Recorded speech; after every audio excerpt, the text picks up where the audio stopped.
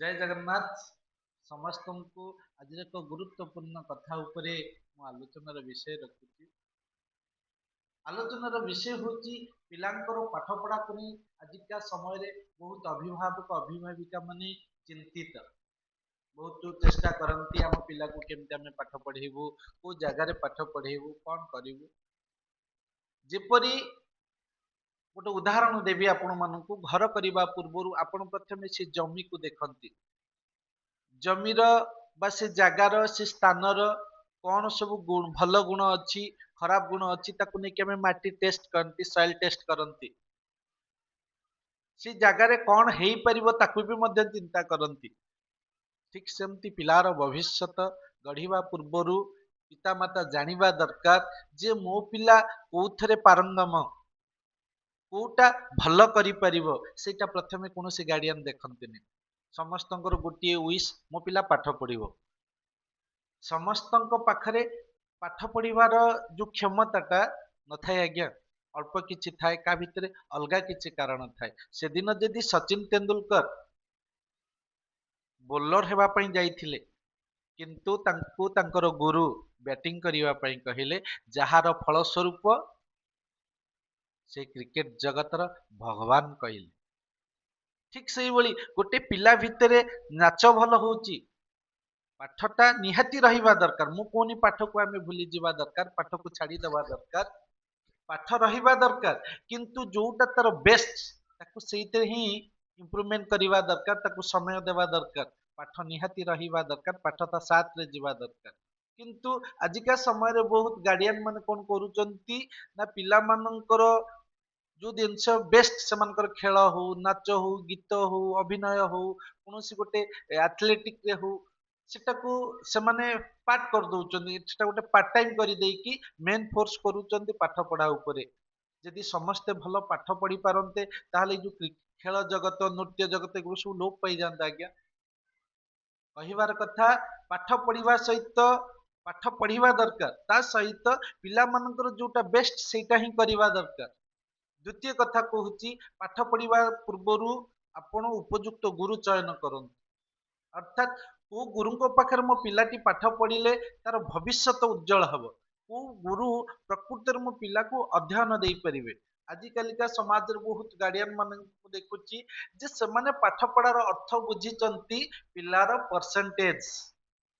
पिला केते मार्क रखुची मो पिला क्लास रे फास्ट होची तो मो पिला समस्त भल नंबर रखुची तो से नंबर आज्ञा आपण जदि एई भली नंबर को प्रायोरिटी देबे ना आपण से नंबर रे ही रही जिवे आपण केबे हेले ज्ञान अर्जन करि परिबेनी ज्ञान आ शिक्षा ज्ञान अर्जन करिवा ता संपूर्ण डिफरेंस पिला भितर नॉलेज बा जोटा ज्ञान आमे कहउछन से दिनसटा रहिबा दरकार पिलार फंडामेंटल क्लियर हेबा दरकार आपण माने समस्त अक्षर लेखंती संख्या लेखंती एक दुई लिखुचंती प्रकृत आम जो सब एक दुई लिखुचंती ठीक देखिए आपण भल भाव तर्जमा करेंगे सेटा हूँ आपंकर शिक्षा ज्ञान जे ठीक भाव एक लिखुचंती आम एक टाकू समस्ते एमती लिखुचंती एमती ये केवल एक नुह ये भूल आ गया एकटा पूरा एमती सात रे कोटी पुड़ा न थाए आपण सात पिला पुड़ा देकी शिखाती यह हूँ आपंकर ज्ञान यह हूँ आपंकर शिक्षा ज्ञान अलग ज्ञान जोटा ठीक जिनस ज्ञान सब भल जिनस शिखाए ठीक जिनस शिखाए ज्ञान केबे भूल जिनस शिखाएनि आजिका समाज रे जो भली सब करप्शन बढ़ुची एइति शिक्षा जो ही बढ़ुची जो माने ज्ञानी से माने केबे हेले भूल करंतेनि बहुत गार्डियन माने आमे एई टीचर पाखु गोटे वर्ष आपण पाखु पढ़ेचंती आउ जो गोटे वर्ष आउ जण पाखु पठाउचंती आगे आपण को जेतेबेले गोटे बारंबार गोटे जिंस डिस्टर्ब करा जाए आपण कोन ठीक भाव रे पाठ पढ़ी गोटे जिंस को कंसंट्रेट करि पारंती तबे से पिलाटी को काहे हैरान करंती से पिलाटी गोटे टीचर पाखरे पढ़ू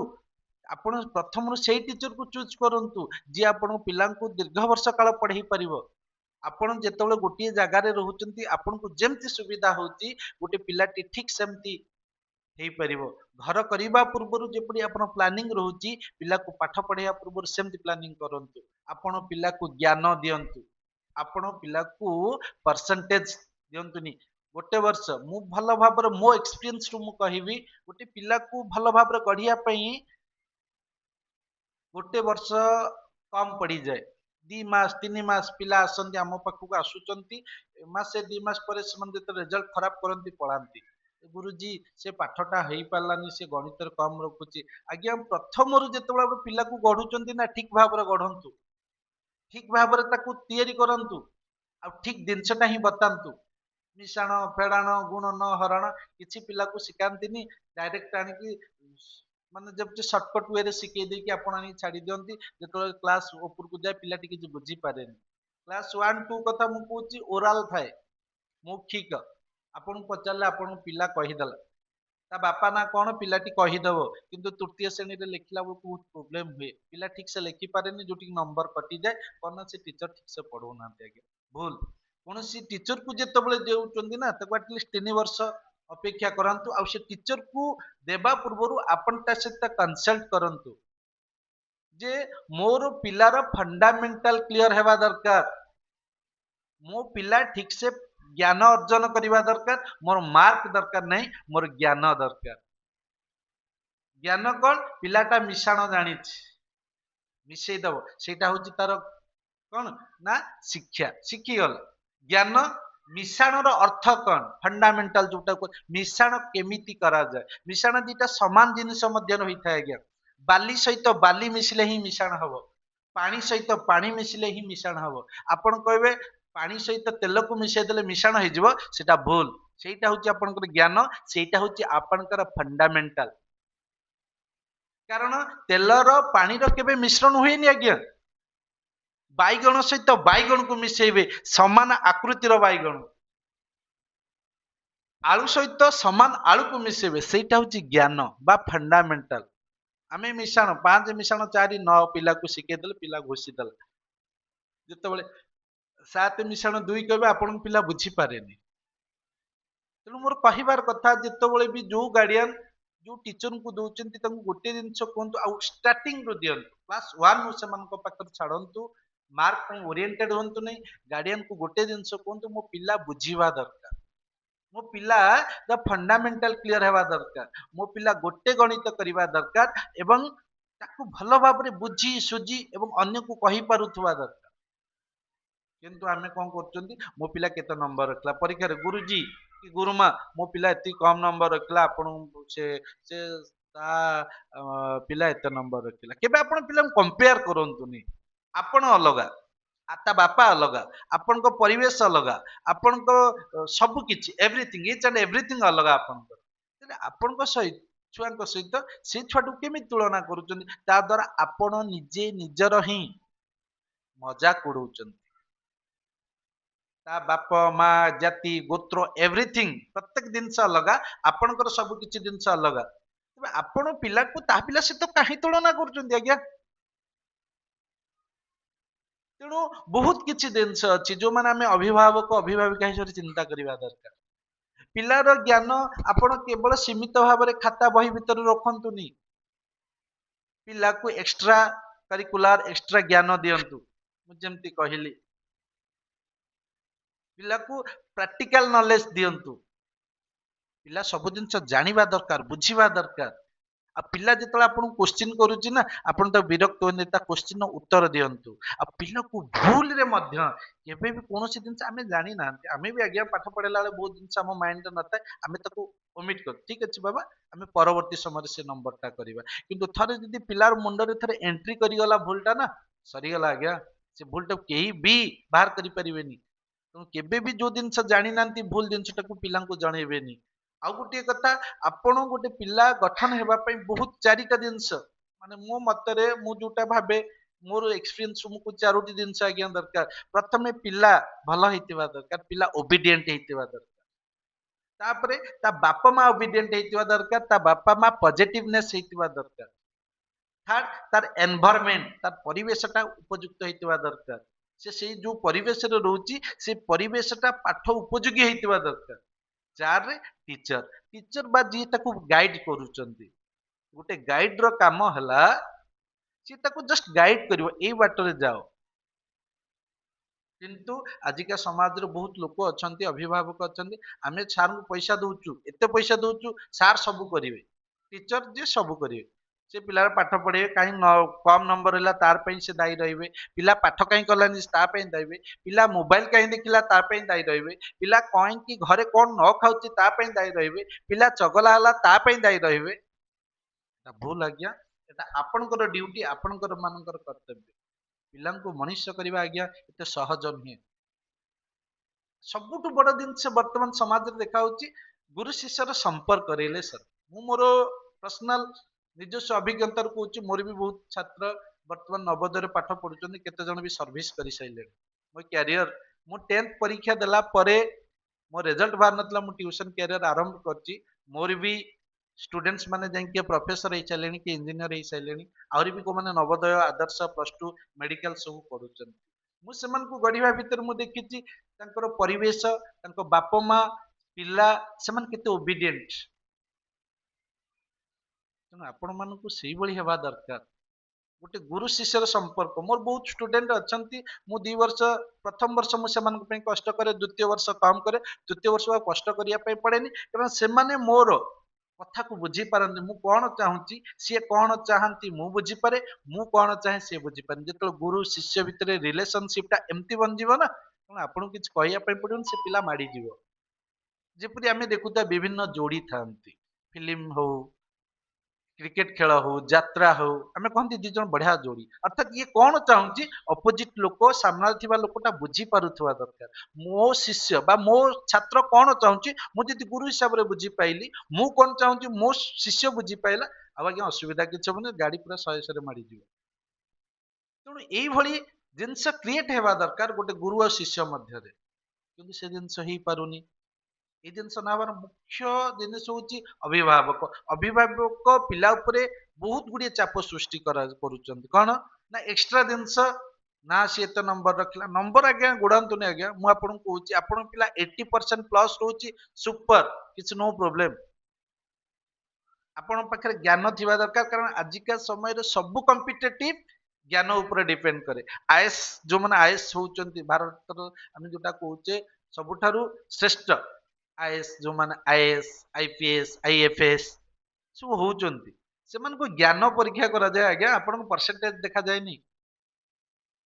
କାରଣ ଥାର୍ଡ କ୍ଲାସ ମାରୁଥିବା ଷ୍ଟୁଡେଣ୍ଟ ଟି, ମେଟ୍ରିକ ରେ ଫେଲ ହଉଥିବା ଷ୍ଟୁଡେଣ୍ଟ ଟି ବି ମଧ୍ୟ, 12th ଫେଲ ହଉଥିବା ଷ୍ଟୁଡେଣ୍ଟ ଟି ମଧ୍ୟ ଆଇଏସ୍ ହେଇପାରୁଛି, ସାଧାରଣ କନେଷ୍ଟବଳ ଟି ମଧ୍ୟ ଯାଇକି ଆଇପିଏସ୍ ହେଇପାରୁଛି। ତାହେଲେ ଆପଣ କଣ ଜାଣିଛନ୍ତି ତାହେଲେ କୁହନ୍ତୁ। ଆଜିକା ସମୟରେ ଆଉ ଗୋଟେ ଜିନିଷ ଦେଖା ହଉଛି ନା, 10th ପାସ୍ କଲା ପରେ ପିଲାମାନଙ୍କୁ ସାଇନ୍ସ ଛାଡି ଦଉଛନ୍ତି। ମୁଁ ଦେଖି ବହୁତ ଗାର୍ଡିଆନ, ମୋ ପିଲା ସାଇନ୍ସ ପଢିବ, ଆଜ୍ଞା ସାଇନ୍ସ ପଢିବା ପାଇଁ କଣ ଦରକାର ଆମେ ଜାଣିଛନ୍ତି? କିଛି ଜାଣିନାହାନ୍ତି। କାରଣ ଆଜିକା ସମୟରେ ବହୁତ ପିଲା ପରସେଣ୍ଟେଜ ଭଲ ରଖି ଦଉଛନ୍ତି 10th ରେ, ତାକୁ ନେଇକି ସାଇନ୍ସ ଛାଡି ଦଉଛନ୍ତି। ସାଇନ୍ସ ଛାଡିଲା ପରେ ଆଜ୍ଞା ସେମାନଙ୍କ ବ୍ରେନ ହିଁ ମାନେ ସେତିକି ରିସିଭ କରିବା କାପାସିଟି ସେମାନଙ୍କ ପାଖରେ ନଥାଏ, ଯୋଉଥିପାଇଁ ସେମାନେ ଥାର୍ଡ କ୍ଲାସ ମାରନ୍ତି, ପରସେଣ୍ଟେଜ ବହୁତ କମ ରଖନ୍ତି, ଆଉ ପରବର୍ତ୍ତୀ ସମୟ ସେମାନେ ଯାଆନ୍ତି ଆର୍ଟସ ପଢିବା ପାଇଁ, କି ଭଲ ଅନର୍ସ ମିଳେନି, କ୍ୟାରିୟରଟି ପୁରା ଗୋଲ ହେଇଯାଏ।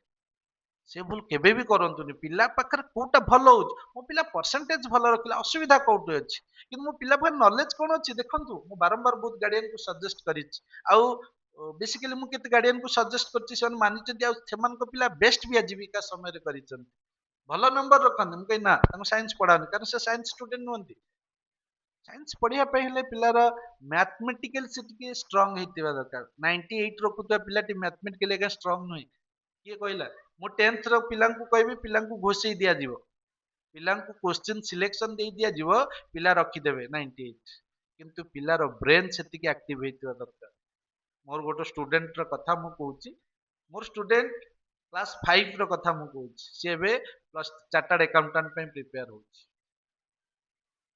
ସିଏ କ୍ଲାସ 5 ର ପରୀକ୍ଷାରେ 94 ରଖିଥିଲା, ଶିଶୁ ମନ୍ଦିରର ଷ୍ଟୁଡେଣ୍ଟ, ସେ ବୈଦିକ ଗଣିତ ଛାଡି ଦେଇଥିଲା, 3ଟି ମାର୍କ, 3ଟି 2 ମାର୍କିଆ ଛାଡିଥିଲା, ତାର 94 ରଖିଥିଲା। କିନ୍ତୁ କ୍ଲାସରେ ଫାଷ୍ଟ ପୋଜିସନରେ ପାଇଥିବା ଗୋଟେ ଝିଅଟି, ସେ 100ରୁ 100 ରଖିଥିଲା।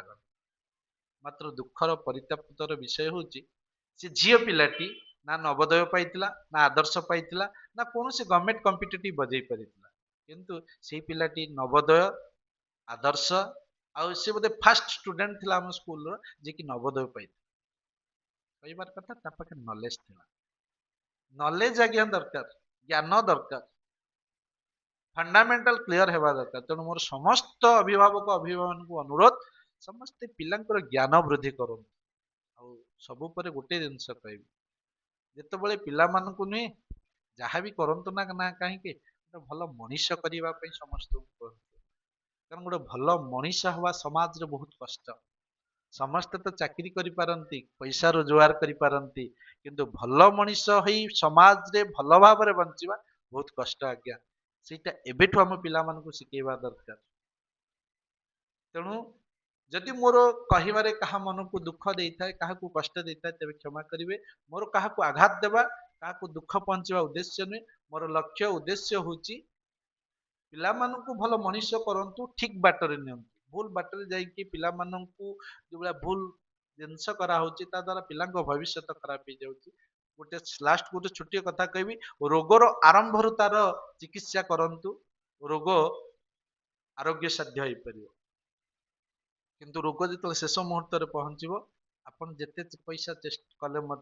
ଖର୍ଚ୍ଚ କଲେ ମଧ୍ୟ ପିଲାଟି ରୋଗ କେବେ ଭଲ ହୁଏ ନାହିଁ। ଠିକ ସେଇପରି ପିଲାଟି ଯେତେବେଳେ 1-2 ରୁ ପଢୁଛି ନା, ତାକୁ ଗୋଟେ ଭଲ ଟିଚର ପାଖରେ ଦିଅନ୍ତୁ, ଯିଏ ଆପଣ ପିଲାକୁ ଠିକ ବାଟରେ ନେଇପାରିବେ। ମାର୍କ ଓରିଏଣ୍ଟେଡ ହୁଅନ୍ତୁ ନାହିଁ। ମୁଁ ଗ୍ୟାରେଣ୍ଟି ଦେବି, ଯଦି ସେ ଜଣେ ଭଲ ଟିଚର ହେଇଥିବେ, ଭଲ ଗୁରୁ ହେଇଥିବେ ନା, ଆପଣ ପିଲାଙ୍କୁ 3 ବର୍ଷ ପରେ ଭଲ ରେଜଲ୍ଟ ଦେବେ ସିଓର। ହେଲା, ନଚେତ ଆପଣ ମାନେ ଲାଷ୍ଟ ମୋ ପାଖକୁ ବହୁତ ଷ୍ଟୁଡେଣ୍ଟ ଆସନ୍ତି କ୍ଲାସ 5 ରେ, ସାର୍ ଆଉ ମୋ ପିଲା ନବୋଦୟ ପଢିବ, ସାର୍ ମୋ ପିଲା ଆଦର୍ଶ ପଢିବ, ସାର୍ ମୋ ପିଲା ମେଧାଭାରତୀ କୃଷ୍ଣ ପଢିବ। ଆଜ୍ଞା ଗୋଟେ ଛୋଟିଆ ଜିନିଷ, କ୍ଲାସ 1 ରୁ ପ୍ରିପେୟାର କରିବା ପାଇଁ ପଡେ। ବେସିକାଲି ଯୋଉ ପିଲା ମୋ ପାଖକୁ ଆସନ୍ତି କ୍ଲାସ 1 ରୁ, ମୁଁ ତ ଦେଖିଛି ସେ ପିଲା ନିଶ୍ଚିନ୍ତ ସକ୍ସେସ ହେଇଛନ୍ତି। ତାର ଉଦାହରଣ ମୋର ଗାର୍ଡିଆନ୍ସ, ମୋ ଷ୍ଟୁଡେଣ୍ଟସ ଏଇମାନେ। ସେମାନେ ଠିକ ବାଟରେ ପିଲାଙ୍କୁ ଯାଆନ୍ତି, ଠିକ ବାଟରେ କାମ କରନ୍ତି, ତାଙ୍କୁ ସେଇ ବାଟରେ ନେଇ ଯାଆନ୍ତି। ତେଣୁ ରୋଗ ଶେଷ ମୁହୂର୍ତ୍ତରେ ଛାଡନ୍ତୁ ନାହିଁ, ରୋଗର ପ୍ରଥମରୁ ଷ୍ଟାର୍ଟିଂରୁ ଆଣନ୍ତୁ। ରୋଗ ନିଶ୍ଚିନ୍ତ ଭଲ ହବ, ଆପଣ ମାନେ ନିଶ୍ଚିନ୍ତ କୃତକାର୍ଯ୍ୟ ହେବେ। ଠିକ ସେଇପରି ମୋର ଗୋଟିଏ ହିଁ ସମସ୍ତଙ୍କୁ ସନ୍ଦେଶ, ପିଲାଙ୍କୁ ପ୍ରଥମରୁ ଆମ ପାଖକୁ ପଠାନ୍ତୁ। ଆମେ ଆପଣଙ୍କୁ ଏତିକି ସାନ୍ତ୍ୱନା ଦେବୁ, ଏତିକି ଧୈର୍ଯ୍ୟ ଦେବୁ ଯେ ଆପଣ ପିଲା ନିଶ୍ଚିନ୍ତ ଭଲ କରିବ। ଆଉ ଗୋଟେ ସବୁଠୁ ମୋଷ୍ଟ ଇମ୍ପୋର୍ଟାଣ୍ଟ, ଗାର୍ଡିଆନଙ୍କ ପାଖରେ, ଅଭିଭାବକ ଅଭିଭାବିକା ମାନଙ୍କ ପାଖରେ ଧୈର୍ଯ୍ୟ ରହିବା ଆବଶ୍ୟକ। ଧୈର୍ଯ୍ୟ ଯଦି ନାହିଁ, ଆପଣଙ୍କ ପିଲା କୃତକାର୍ଯ୍ୟ ହେଇପାରିବ ନାହିଁ। ଧୈର୍ଯ୍ୟ, ଅସୀମ ଧୈର୍ଯ୍ୟ ଦରକାର। ପିଲାଙ୍କର ଅପ୍ ଆଣ୍ଡ ଡାଉନ ଘଟିବ ଆଜ୍ଞା। କେବଳ ଆମରି ପାଖରେ ପଢୁଥିବା ପିଲା ଯେ ଫାଷ୍ଟ ହବ, ନଲେଜ କୁ ଟେଷ୍ଟ କରିବେ। ଠିକ ଅଛି, ଆଶା ବିଶ୍ୱାସ ମୋର କିଛିଟା କଥା ସମସ୍ତଙ୍କୁ ଭଲ ଲାଗିଥିବ। ପୁଣି ଥରେ ଦେଖା ହବ ଆଉ ଏକ ନୂତନ ଭିଡିଓରେ। ସେ ପର୍ଯ୍ୟନ୍ତ ବିଦାୟ ଦିଅନ୍ତୁ। ଜୟ ଜଗନ୍ନାଥ।